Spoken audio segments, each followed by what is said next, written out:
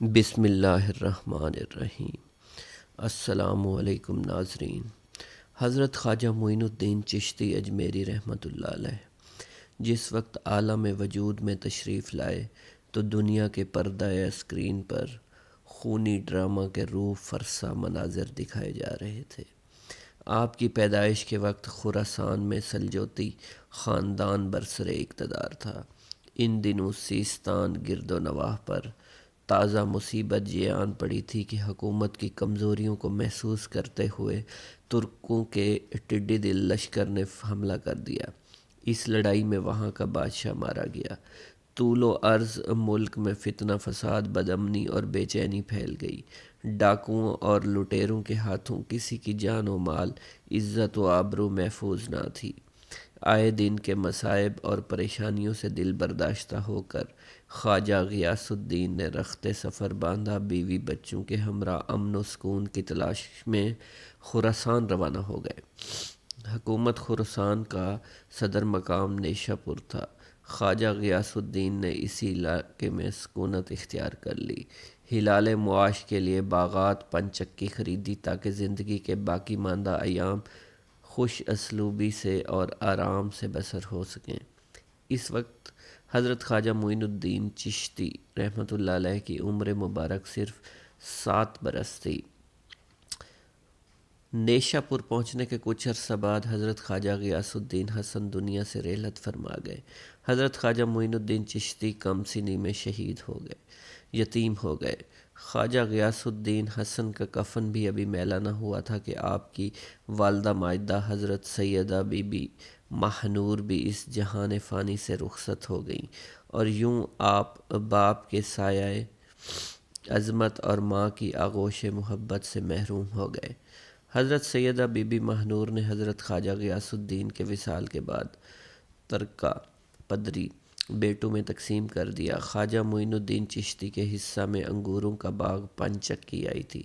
حضرت خواجہ معین الدین چشتی اس باغ اور پنچکی کی آمدنی سے گزر بسر کرنے لگے۔ ملکی القابات اور والدین کا سایہ اٹھ جانے کے بعد آپ کا دنیا سے ہی دل بیزار ہو گیا۔ آپ اپنا زیادہ تر وقت اسی باغ میں گزارتے تھے، باغبانی کا کام کرتے، باغ کی صفائی، پودوں کی دیکھ بھال کرتے تھے۔ اس کے علاوہ پودوں کی کاٹ چھانٹ اور غرض یہ کہ ہر ممکن طریقے سے باغ کی نگرانی اور متعلقہ کام سر انجام دیتے تھے۔ یہی محبوب مشغلہ آپ کا ذریعہ معاش تھا۔ اس باغ کی آمدنی سے ہی گزر بسر کرنے لگے تھے، یہاں تک کہ آپ کی عمر مبارک 15 برس ہو گئی۔ خواجہ معین الدین چشتی نوجوانی کی حدود میں قدم رکھ رہے تھے۔ آپ کی مسیں بھیگنے لگی تھیں، خط کے آثار نمایاں ہو رہے تھے، اور طفولیت کے حالات و تجربات واقعات آپ سے سنجیدہ مزاجی اور پختہ ہو گئے تھے۔ باغبانی کے کام اور نماز سے فراغت کے بعد جو وقت فرصت ملتا اس میں آپ خیالات میں غوطہ زن رہا کرتے۔ دل اور دنیا ناپید کنار سے بیزار ہو چکا تھا۔ آپ کی حقیقت شناس نگاہیں کسی ایسے راستہ کی تلاش میں تھی جو بندے کو اللہ سے ملا دے۔ آپ سوچتے سوچتے گھبرا جایا کرتے تھے، گم ہو کر مسافر کی طرح بھٹک جایا کرتے تھے۔ بالآخر ایک روز آپ کی قسمت کا ستارہ چمکا۔ اللہ عز و جل نے ایک مجذوب کی شکل میں آپ کی رہنمائی فرمائی۔ ایک دن حضرت خواجہ معین الدین چشتی حسب معمول درختوں کو پانی دے رہے تھے۔ حضرت شیخ ابراہیم قندوزی گھومتے پھرتے اس باغ کی طرف آ نکلے۔ حضرت شیخ ابراہیم قندوزی اسی آبادی میں رہا کرتے تھے جہاں آپ مقیم تھے، اور وہ اللہ عز و جل کے عشق میں اس قدر ڈوبے ہوئے تھے کہ ان پر عشق حقیقی کی وجہ سے اکثر خود فراموشی کی حالت طاری رہتی تھی۔ آبادی کے بچے بوڑھے انہیں مجذوب کہا کرتے تھے اور قدر کی نگاہ سے دیکھتے تھے۔ جس وقت آپ کی نظر حضرت شیخ ابراہیم قندوزی پر پڑی تو سب کام چھوڑ کر آپ ان کی جانب متوجہ ہوئے۔ آگے بڑھ کر خوش آمدید کہا، دست مبارک کا بوسہ دیا، پھر نہایت عزت احترام کے ساتھ ایک سایہ دار درخت کے نیچے بٹھایا۔ ان دنوں انگوروں کا موسم تھا۔ کچھ پکے ہوئے خوشے بیلوں سے اتر کر آپ کی خدمت میں پیش کیے گئے اور خود با ادب ہو کر دو زانوں بیٹھ گئے۔ شباب معرفت کا جام حضرت شیخ ابراہیم قندوزی کو حضرت خواجہ معین الدین چشتی کی مہمان نوازی کا یہ انداز بہت پسند آیا اور آپ کا یہ ادب بہت بھلا محسوس ہوا۔ حضرت شیخ ابراہیم قندوزی پہچان گئے کہ یہ بچہ نہایت ہونہار راہ حق کا متلاشی ہے۔ حضرت شیخ ابراہیم قندوزی نے اپنی جیب سے ایک کھلی کا ٹکڑا نکالا اور دندان مبارک سے چبا کر حضرت شیخ معین الدین چشتی کے دہن مبارک میں ڈال دیا۔ وہ کھلی کا ٹکڑا شباب معرفت کا ایک جام تھا جسے پیتے ہی آپ پر بے خودی کی کیفیت طاری ہو گئی۔ نگاہوں سے تمام حجاب دور ہو گئے، آنکھوں میں نور ہی نور چھا گیا، تعینات کے حجابات سامنے سے اٹھ گئے، جوش حیرت قلب پر طاری ہو گیا، آنکھیں کھلی کی کھلی رہ گئیں۔ یہ نہیں کہا جا سکتا حضرت خواجہ معین الدین چشتی اس حالت فراموشی میں کب تک آئینہ حیرت بنے رہے۔ جب آپ کو ہوش آیا تو ساقی جام معرفت محفل سے اٹھ چکا تھا، دل قابو سے باہر ہو گیا تھا، طبیعت پر جبر کر کے دامن صبر قرار تھام کر بیٹھ گئے۔ عشق میں صبر چونکہ انتہائی دشوار ہوتا ہے، لہٰذا حضرت خواجہ معین الدین چشتی کو بھی قرار نہ رہا، اور جو جلوہ آپ کو حضرت شیخ ابراہیم قندوزی دکھا چکے تھے، اس جلوہ کو دیکھنے کے بعد اب خود پر ایک دیوانگی کی کیفیت طاری ہو گئی تھی، اور دنیا اور دولت دنیا سب حقیر اور بے وقت دکھائی دینے لگی۔ آپ کے قلب میں عشق خداوندی جوش مارنے لگا، قلب تمام دنیاوی آسائشوں سے پاک ہو گیا اور دنیا سے بے پرواہ ہو گیا۔ جیسے جیسے وقت گزرتا گیا، خواجہ معین الدین چشتی کی دیوانگی اور وارفتگی بڑھتی چلی گئی۔ آپ نے حضرت شیخ ابراہیم قندوزی کے ہاتھوں جام معرفت پینے کے تیسرے دن اپنی تمام املاک فروخت کر کے اس کی رقم راہ خدا میں خرچ کر دی اور خود معمولی سا ساز و سامان لیا اور اپنے وطن، اپنے عزیز و اقارب اور رفقا کی محبت کو خیر آباد کہہ کر چل دیے۔ محبوب حقیقی کے سچے عاشقوں کا یہ دستور رہا ہے کہ وہ قرب یار پانے کے لیے سب سے پہلے علوم ظاہری کا زینہ طے کرتے ہیں، پھر عمل کی دشوار گزار منزلوں کو طے کر کے علوم باطنی سیکھتے ہیں، تب کہیں جا کر انہیں جلوہ محبوب دکھائی دیتا ہے۔ حضرت خواجہ معین الدین چشتی نے بھی اپنے مطلوب تک رسائی کے لیے یہی راستہ اختیار کیا۔ اس زمانہ میں ترکستان کی سرحد پر واقع سمرقند بخارا کے عظیم الشان دارالعلوم عالمگیر شہرت رکھتے تھے۔ مشرق و مغرب کے ہزاروں طلباء ہر سال علم کی دولت سے مالا مال ہونے کے لیے ان دارالعلوم کا رخ کیا کرتے تھے۔ خواجہ معین الدین چشتی نے تحصیل علم و فنون کے لیے سمرقند بخارا کا انتخاب کیا۔ بخارا پہنچ کر آپ علم حاصل کرنے میں مشغول ہو گئے۔ اگرچہ حضرت خواجہ معین الدین چشتی کی صغیر سنی کی تعلیم کے متعلق کسی سوانح نگار نے قلم کو جنبش نہیں دی کہ والدین نے آپ کو گھر میں ابتدائی تعلیم دی تھی، مگر سادات خراسان کے مقتدر خاندانوں سے تعلق اور عارف و کامل صاحب فضل و کمال باپ کی گود میں پرورش پانے والے معین الدین چشتی بھلا کیوں کر ان پڑھ رہ سکتے تھے؟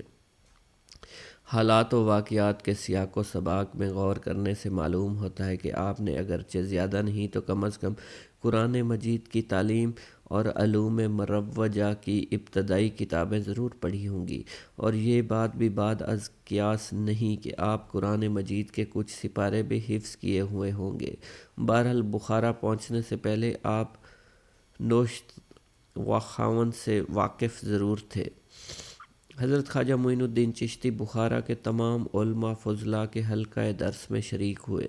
تذکروں اور سوانح عمری کے مطالعہ سے پتہ چلتا ہے کہ آپ نے کن کن اساتذہ کے سامنے زانوئے قلم بند کیا، مگر آپ کے اساتذہ میں حضرت مولانا حسام الدین بخاری خصوصیت کے حامل ہیں، جنہوں نے آپ کو دستار فضیلت عطا فرمائی۔ مولانا حسام الدین بخاری کی درسگاہ سے آپ نے علوم ظاہریہ کی تکمیل فرمائی۔ 23 سے 24 برس کی عمر میں علوم ظاہری کی تکمیل کے بعد صفائی قلب اور تزکیہ نفس کا ضروری سامان معین الدین چشتی کو باہم پہنچا دیا گیا، مگر قلب جس تسکین کا متلاشی تھا وہ نصیب نہیں ہوئی، اور جس محبوب کو جی بھر کر دیکھنے کی آرزو دل میں چٹکیاں لے رہی تھی، ابھی تک اس کی رسائی نہیں ہوئی تھی۔ حضرت خواجہ معین الدین چشتی بلخ سے بدخشاں پہنچے۔ بدخشاں میں حضرت خواجہ جنید بغدادی کی اولاد میں سے ایک بزرگ رہتے تھے جن کی عمر 140 سال تھی۔ ان کا ایک پاؤں کٹا ہوا تھا۔ آپ نے ان سے ملاقات کی۔ آپ کے استغفار پر انہوں نے فرمایا، میں اس صومعہ میں متقف ہو کر مجاہدہ نفسانی میں مشغول تھا۔ ایک دن کسی دنیاوی ضرورت سے باہر جانے کا خیال پیدا ہوا۔ ایک پاؤں نکالا ہی تھا، غیب سے آواز آئی، اے مدعی، ہمیں عہد کردہ بودی کے فراموش کر دی۔ اس آواز کے سنتے ہی میرا دل بے قرار ہو گیا۔ اسی وقت چھری لے کر اپنا پاؤں کاٹ پھینکا۔ اسی روز سے دل میں یہ خیال جاگزیں ہے کہ کل قیامت کے دن درویشوں کے سامنے روئے سیاہ لے کر کہاں جاؤں گا۔ حضرت خواجہ معین الدین چشتی اس واقعہ کو سن کر متاثر ہوئے وہاں سے رخصت ہو گئے۔ حضرت خواجہ معین الدین چشتی بدخشاں سے ہرات تشریف لے گئے اور حضرت خواجہ عبداللہ انصاری کے مزار مبارک پر حاضری دی۔ رات بھر عبادت اور ریاضت میں مشغول رہے۔ اس مزار شریف پر ہیبت خداوندی کا نزول تھا، اس لیے آپ کو بہت ملحوظ رکھتے تھے۔ یہاں پر آپ نے عرصہ دراز تک مجاہدہ کیا۔ چند روز بعد جب اہل ہرات کو آپ کا پتہ چلا تو وہ جوق در جوق آ کر فیوض و برکات حاصل کرنے لگے۔ حضرت خواجہ معین الدین چشتی ہرات سے سبزوار تشریف لے گئے۔ ان دنوں سبزوار کا حاکم شیخ محمد یادگار تھا۔ اس کو خلفائے ثانی حضرت ابو بکر صدیق، عمر فاروق، عثمان غنی سے اس قدر ضد تھی، جس شخص کے نام کوئی جزو بھی ابو بکر، عمر، عثمان ہوتا اس کے حاکمانہ عتاب کا نشانہ بنتا تھا۔ شیخ محمد یادگار کا باغ شہر سے باہر تھا۔ اس حوض کے کنارے ایک نشست گاہ تھی جہاں بیٹھ کر شیخ محمد یادگار داد عیش وصول کیا کرتا تھا۔ حسن اتفاق سے جب حضرت خواجہ معین الدین چشتی سبزوار پہنچے تو تھکے ہوئے تھے، اس لیے اس باغ میں ٹھہر گئے۔ آپ نے حوض میں غسل کر کے 2 رکعت نماز ادا کی اور تلاوت کلام خداوندی میں مشغول ہو گئے۔ اسی دوران اطلاع آئی کہ حاکم شہر شیخ محمد یادگار سیر و تفریح کے لیے باغ میں تشریف لا رہے ہیں۔ باغ کے مالی خدام نے صفائی اور آرائش شروع کر دی۔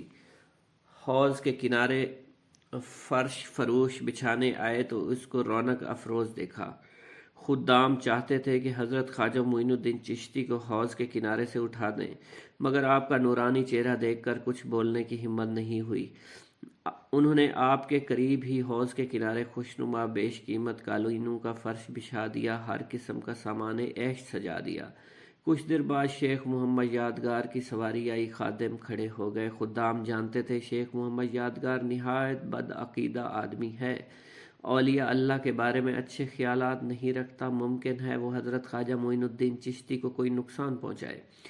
ایک خادم نے نہایت ادب کے ساتھ آپ کی خدمت میں عرض کیا، حضور اگر حرج نہ ہو تو آپ کسی دوسری جگہ تشریف لے جائیں۔ خواجہ صاحب نے فرمایا، تم کوئی فکر نہ کرو، قدرت کا تماشا دیکھو۔ خادم وہاں سے ہٹ کر ایک درخت کی آڑ میں کھڑا ہو گیا۔ اب پردہ غیب سے ظہور ہے۔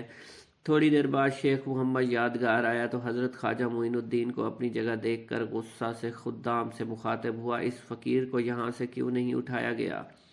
خادم خوف کے مارے کانپنے لگا، اس کی زبان سے ایک لفظ بھی نہ نکل سکا۔ خواجہ معین الدین چشتی نے شیخ محمد یادگار کی طرف نظر ڈالی تو وہ لرزہ براندم ہو کر گر پڑا اور مرغ بسمل کی طرح تڑپنے لگا۔ محفل عیش و نشاط ماتم کدہ بن گئی۔ خدام نظریں جمائے آپ کو دیکھ رہے تھے۔ خادم نے حضرت خواجہ معین الدین چشتی سے مؤدبانہ التجا کی، حضور یہ آپ کے مرتبہ کے شناس نہیں تھے، اس لیے ان سے گستاخی ہو گئی، ان کا قصور معاف فرما دیجیے۔ حضرت خواجہ معین الدین چشتی کو تو شیخ محمد یادگار کی اصلاح منظور تھی، اس لیے خادم سے فرمایا، بسم اللہ پڑھ کر اس کے منہ پر پانی کے چھینٹے مارو۔ خادم نے حکم کی تعمیل کی۔ شیخ محمد یادگار کو ہوش آیا، مگر اب اس کی حالت بدل چکی تھی، وہ حکومت کے نشے سے نکل چکا تھا۔ شیخ محمد یادگار نے خواجہ کے قدموں میں سر رکھ دیا اور عرض کیا، حضرت میں تمام ممنوعات سے باز آیا، آپ میری خطا کو بس معاف فرما دیجیے۔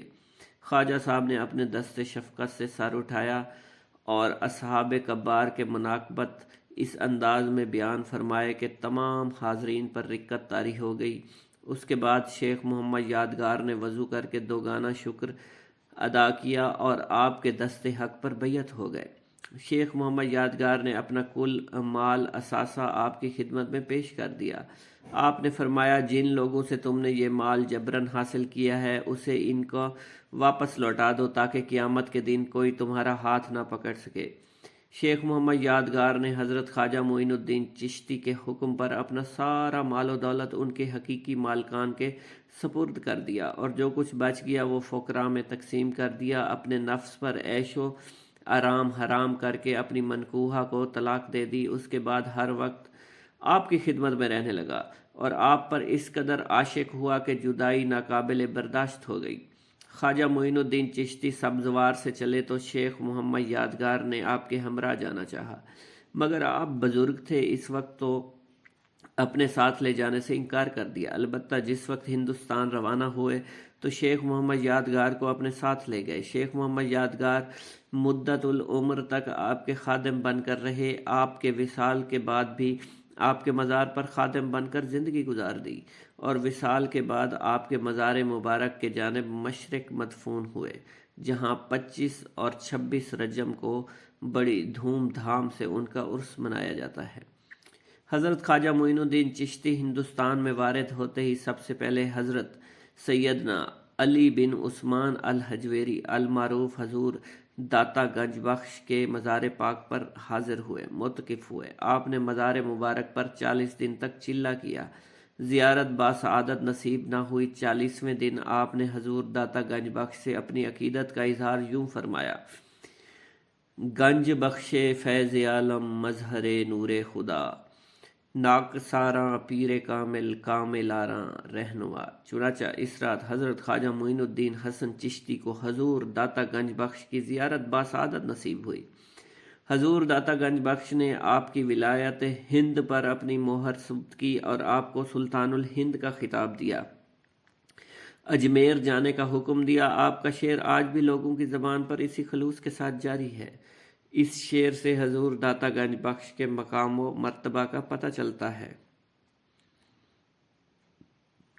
حضرت خواجہ معین الدین چشتی کی منزل اجمیر تھی، چنانچہ لاہور میں کچھ عرصہ قیام کے بعد آپ اجمیر کی جانب عازم سفر ہوئے۔ آپ کی تشریف آوری سے 12 برس قبل پرتھوی راج، جو کہ ہندوستان کا بادشاہ تھا، اسے اس کی والدہ نے آگاہ کر دیا تھا کہ آج سے 12 برس بعد اجمیر میں ایک درویش اس صورت و شکل، اس وضع و قطع کا 40 رفقا کے ساتھ آئے گا۔ اس درویش کے ہاتھوں تیری سلطنت کا خاتمہ ہوگا۔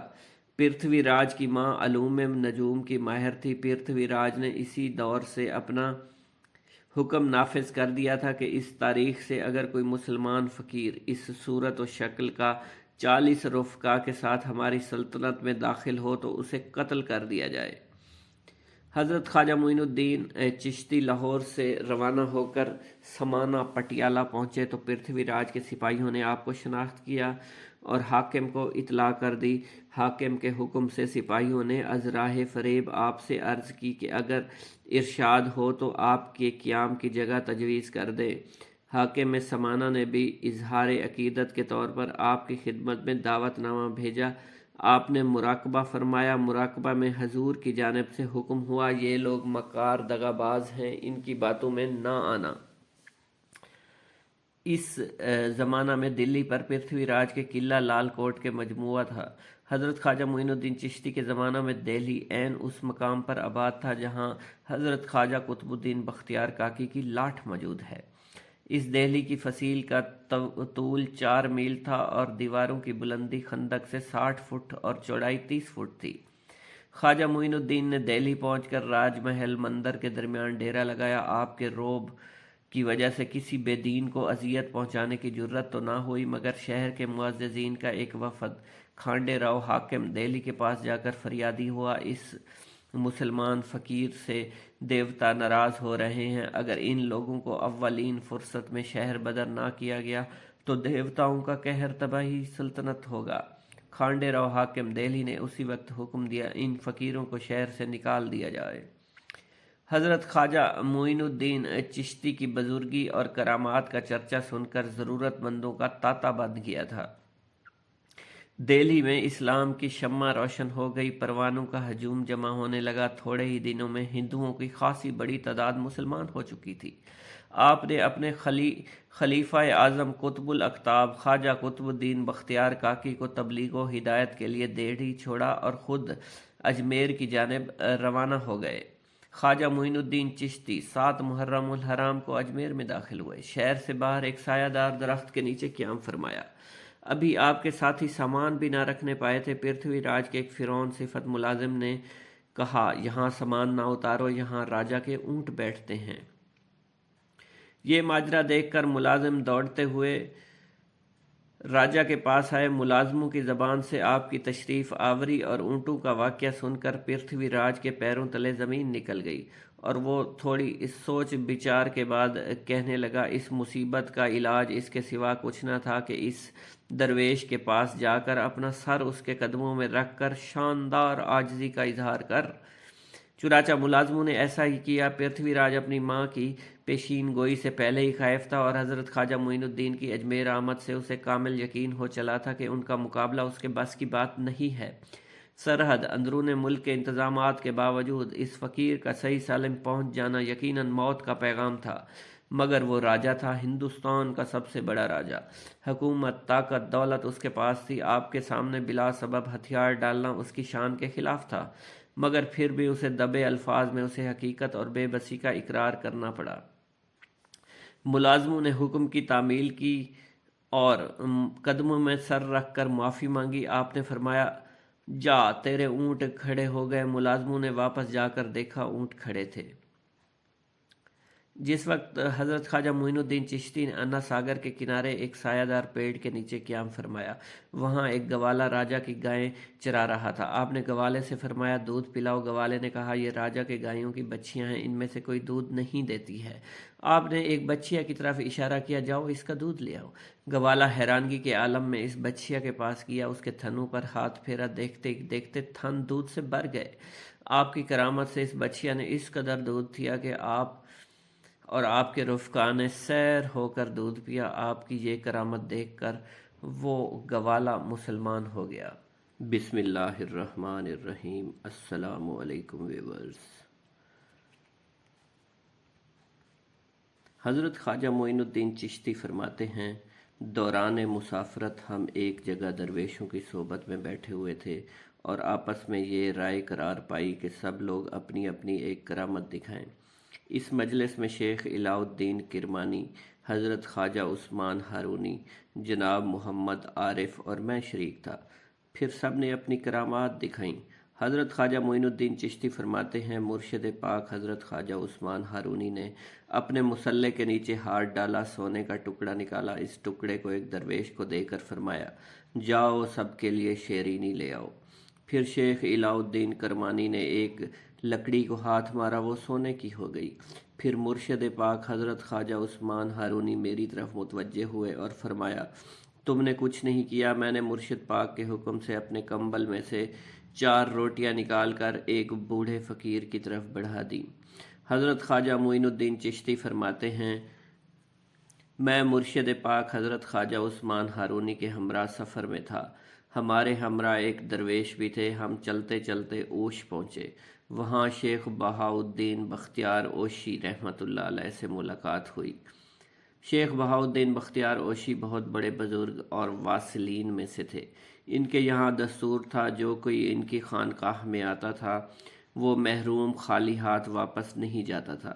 اگر آنے والے کے پاس کپڑے نہ ہوتے تھے تو وہ اس کو اپنے کپڑے عطا فرماتے تھے، اور آپ کے لیے غیب سے کپڑے آ جاتے تھے۔ ہم کچھ دن ان کی خدمت میں رہے۔ ایک روز انہوں نے ہمیں نصیحت کرتے ہوئے فرمایا، اے درویش، تجھے جو کچھ ملے اللہ کی راہ میں دے، اور دولت جمع نہ کر، اللہ کے بندوں کو کھانا کھلا، تاکہ اللہ عز و جل کے دوستوں میں سے ہو جائے۔ حضرت خواجہ معین الدین چشتی فرماتے ہیں، شیخ علاء الدین کرمانی، حضرت خواجہ عثمان ہارونی اور یہ دعا گو، ہم تینوں مدینہ منورہ جا رہے تھے۔ دمشق میں اترے۔ جامع مسجد دمشق کے سامنے 12,000 انبیاء کے مزارات ہیں۔ یہاں جو دعا مانگی جاتی ہے وہ قبول ہو جاتی ہے، حاجتیں بھر آتی ہیں۔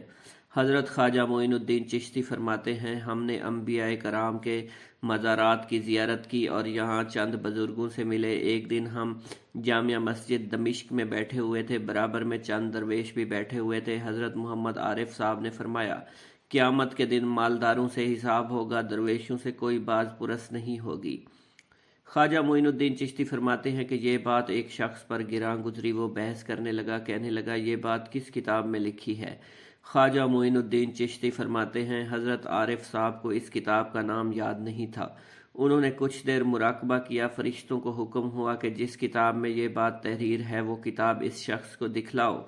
حضرت خواجہ معین الدین چشتی فرماتے ہیں حضرت عارف صاحب نے وہ کتاب اس آدمی کے سامنے لا کر رکھ دی۔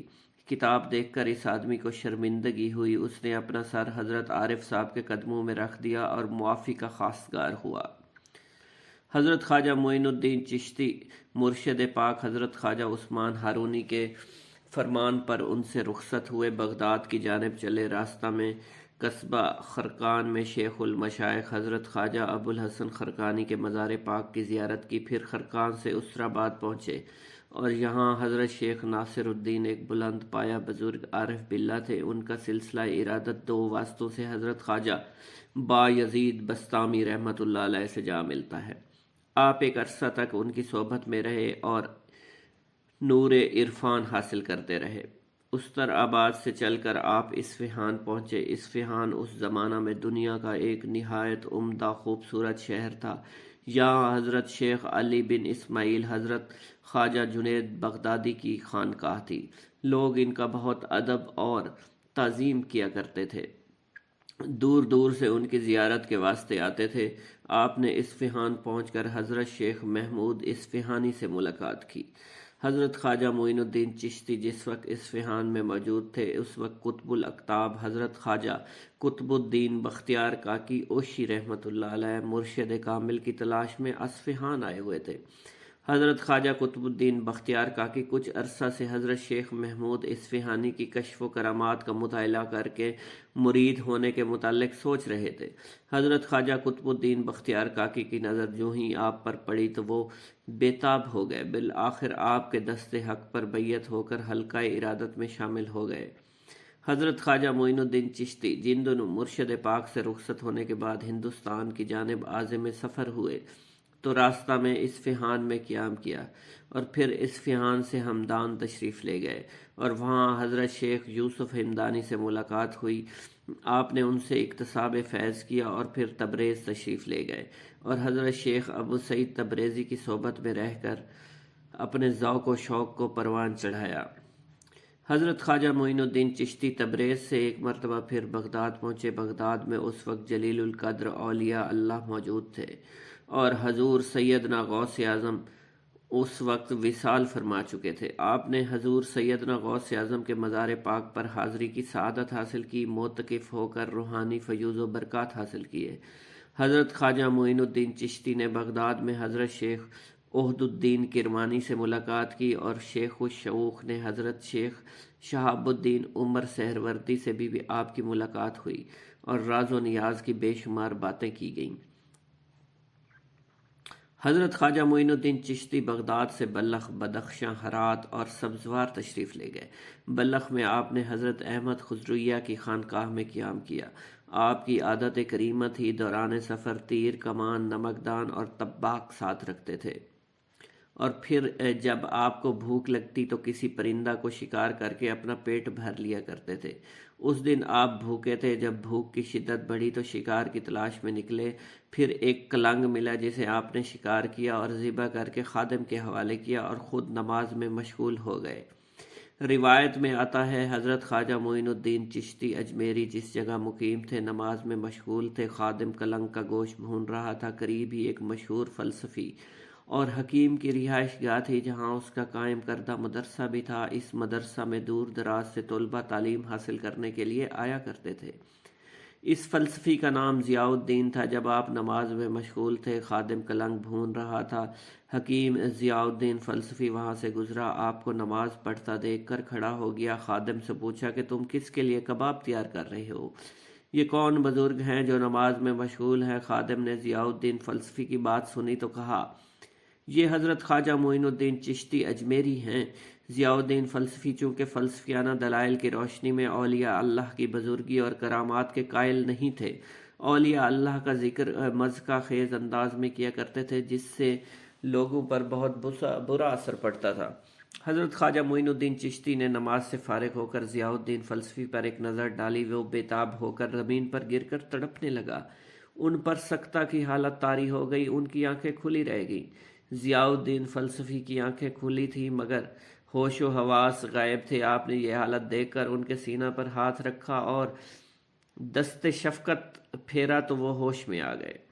ہوش میں آتے ہی ضیاء الدین فلسفی نے اپنا سر قدموں میں رکھ دیا۔ حضرت خواجہ معین الدین چشتی نے ضیاء الدین فلسفی کی مزاج پرسی کی۔ اسی دوران خادم نے کلنگ بھون کر آپ کی خدمت میں پیش کیا۔ آپ نے بسم اللہ پڑھ کر ٹانگ ضیاء الدین فلسفی کو عنایت فرمائی، دوسری ٹانگ کا گوشت اتار کر خود تناول فرمایا، باقی کا گوشت خادم کے حوالے کر دیا۔